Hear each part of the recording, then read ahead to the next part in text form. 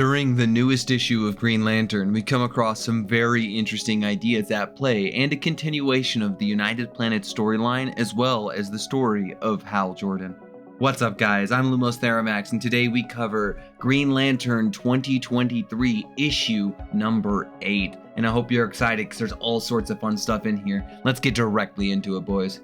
After a brief recap of exactly how dog shit the Blue Lanterns are, again, their central power battery gets destroyed, again, and then afterwards slavers roll up to the Blue Lantern homeworld and manage to kill most of the remaining Blue Lanterns that were alive or just entirely enslave them. Man, the Blues just really they just really aren't it, bro. They have nothing but problems. You even gave them Razor and they still managed to suck. Like, think about that. However, barely alive, Razor leaves to find Hal Jordan to see if he knew what was going on a universal level, but unfortunately, Hal is stuck on the quarantine planet of Earth because the United Planets, as established prior in the run, have essentially put up this ultimate barrier around it, and Hal Jordan's ring won't allow him to leave the planet as some form of very powerful forces are keeping him from doing so. His new ring auto deactivates anytime he tries to leave the atmosphere, which is something that Hal has never seen before for sure. Razor's surprised that the great Hal Jordan gave up at something, and Hal says, you know what, you're right, I'm gonna try that shit again. It's then that Hal Jordan tries even more to leave the planet, but to absolutely no avail. Whatever force is keeping him here is beyond anything that he can do, and this isn't something Hal Jordan is used to, having a limit or a barrier put in front of him that he couldn't overcome, especially one as simple as just traveling, especially across the universe. After failing many times, Hal Jordan eventually returns back to Earth to see his buddy Razor, who had visited him. Upon doing so, this is when Carol Ferris arrives and yells at Hal Jordan for recent events. After all, he didn't even stop to talk to her after the whole Sinestro thing that occurred, and things have only gotten worse for both Hal and the planet in general. After parting ways after some solemn words, Carol leaves as fast as she came, crying in her car. Razor tells Hal that he's in love with her and that he should jump at that chance before it's too late, with Carol at least. But Hal is too focused on the matters at hand instead of silly love affairs. After all, with all these threats, if Hal Jordan doesn't stop them, who will? Sinestro? We saw him leave the planet last, and in his current state, we don't want to see what happens when he comes out victorious, not with the red ring. Hal leaves with Razor to find somebody who will help them in this time of crisis. Naturally, Hal Jordan goes to see an old friend of his, one by the name of Madame Xanadu. And Madame Xanadu is a wildly powerful magician.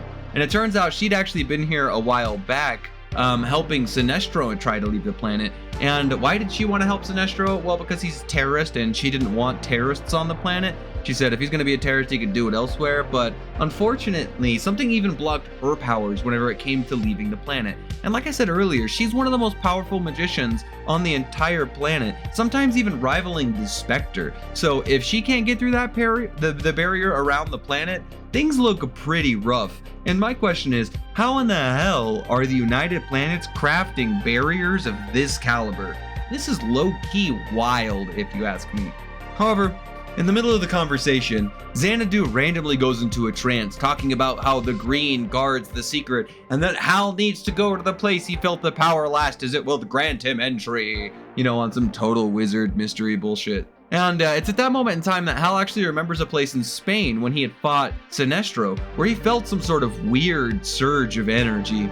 But it's at that point that the wall suddenly explodes, throwing our heroes, the wall, and the table aside. Through the smoke and ashes, we find three strange robed figures who clearly had blown a hole through all of Madame Xanadu's mystical defenses. The first of the three speaks. "You thought you could run? No evil escapes the United Planets Lantern sight, Razor." Immediately, the Lanterns are confused at first. After all, they thought Hal was a fellow United Planets Lantern, as they're the only ones with lanterns in the current day. Maybe he was there to help catch Razor, but they basically say that Hal's outfit isn't standard issue like theirs. And you look at them with these weird robed-looking figures. They still have Green Lantern Corps symbols on, but it's very odd. And they continue to say that Hal doesn't have a ring that registers in their database, which should be true because Hal created that ring himself from willpower from a manhunter way back when. Hal warns that Razor came with a warning and that somebody is blowing up central power batteries and that they need these lanterns' help to stop whomever is doing so.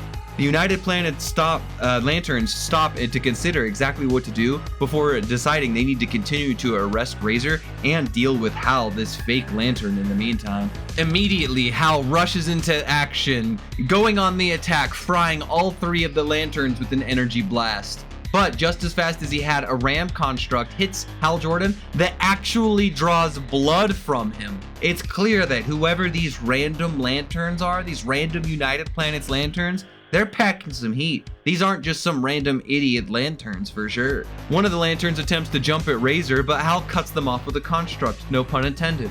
Hal asks them to talk this out peacefully, but one of them claims that there is good and evil, and the United Planets Lantern Corps only stops the evil part. He then says that evil shall fear his sight. Then he turns yellow and creates a massive yellow lantern construct to attack Hal Jordan. Crushing Hal Jordan with the construct, the other lanterns turn to Razor, and Razor looks to one who says that he would never leave with them, and one of those lanterns responds that he hopes that he doesn't.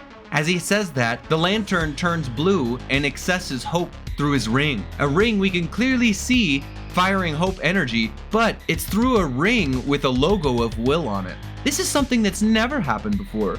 A ring using other colors? Wait, no, we just saw that with Sinestro, so maybe they're doing something similar. How is all of these lanterns doing this?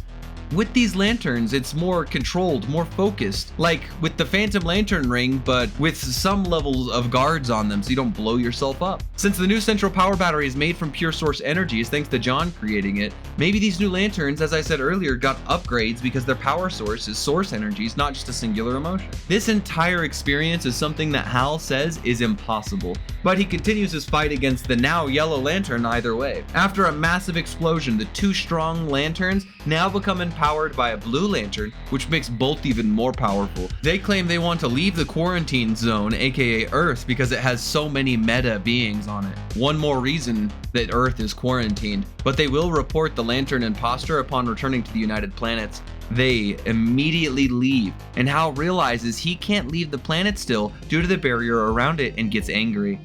Madame Xanadu tells Hal that he should follow her vision of the green, that place of power in Spain that he remembered, answers will be there for him. Madame Xanadu then warns Hal Jordan that his future path is a dangerous one, and Hal dismisses it, saying that, yeah, it always is, before flying off to Spain. Once in Spain, Hal feels like his ring is being supercharged again. The ground tears apart underneath him to reveal an ominous cave, like somebody was inviting Hal Jordan in. Hal enters with intent to discover the secret of the green inside this next issue, but how exactly will the green help out Hal Jordan, the Green Lantern? Like, is the problem that's affecting the entire emotional spectrum also affecting the green as well? Is this something that affects everything in creation? All things that power, all concepts that give something to creation? Who knows? Will this be a Green Lantern Swamp Thing team up? Let me know down below what you think is happening in this issue, and also what you think is going to happen in the next issue, because there's a lot going on here. And honestly, what I hope goes on in this next issue is we finally move past this weird issue of this barrier being here, and we finally go out and start adventuring and seeing what's going on. I mean, this issue was pretty sick, and like everything considered. Let's just do a quick kind of issue recap on some things that I think were kind of important in terms of what this is finally bringing back. So we're definitely bringing back the Hal and Carol relationship for sure. Like, Carol's clearly upset that Hal wasn't going there talking to her, etc., regardless of her often dating other dudes earlier in the run or whatever. Hal Jordan is very clearly back and seen as like the most prominent lantern within the universe. That's pretty sick. I really like what's going on with that, but like I said, he's still kind of like in this weird place, but they're trying to do something different, trying to do something unique with him, so we'll kind of see exactly where that goes. The Blue Lantern Corps is destroyed again. Yeah, big surprise there. DC doesn't know what to do with them, and they just kill them constantly, so kind of unfortunate that they're done. But these new like evil Blue Lanterns for the United Planets, that's kind of an interesting concept. They're using hope in a malicious way, kind of like Relic, but in a, I'm assuming, less viable way. But I don't know, it's kind of interesting. But Blue Lanterns suck again as usual. Razor is being hunted by the United Planets, so it appears that the United Planets possibly sent the slavers to the Blues, because otherwise, how else would they have known that he's gone? That doesn't even make sense. And when he did leave, the United Planets lanterns rolled up hunting him. So clearly there's something malicious at play with the United Planets in general. And that kind of rolls into our next one. The United Planets, just in general, are insane, bro. I gotta make a whole video with this with the Theromax Corps homie, Rock and Alice. Yo, the United Planets are wacky, bro. They are crazy. And I'm looking forward to seeing... People bitched about the Guardians. You wait until you see normal people get the power, get into positions of power the Guardians had. It's gonna be comedy. And then these United Planets lanterns, this isn't a brand new corps, and this is probably what I'm gonna title the video, is like the new Lantern Corps in DC, because it's low-key, these guys are low-key packing. It's like an entire corps of basically evil people who have Phantom Lantern rings that the Phantom Lantern rings won't allow them to kill themselves. So that's a hecka terrifying army. We might have like a story arc where everyone, like all the Lantern Corps, all the most prominent members, all have to team up to deal with this corps because they are genuinely that big of a threat.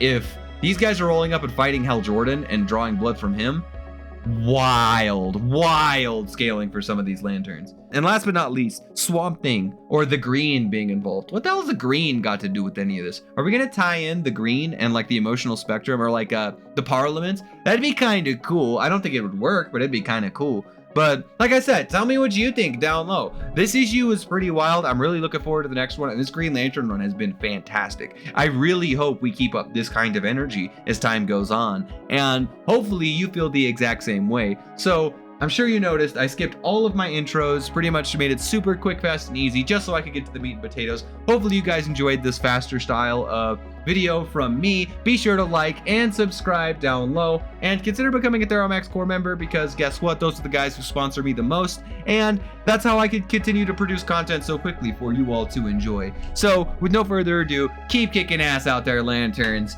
We'll catch you next time. Later, Lanterns. Corrupting and creating events that affect the entire verse was the only way she theorized to decimate her source wall curse, and so she whispered madness to her child, the Anti-Monitor, driving him towards his revenge on his brother, the Monitor. A crisis on infant Earths is what he decided to grant, but her children were...